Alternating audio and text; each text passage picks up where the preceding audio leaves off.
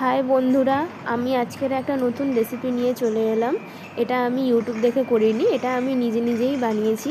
তো রেসিপিটা দেখে তোমরা বলো কেমন হয়েছে, কমেন্ট করো।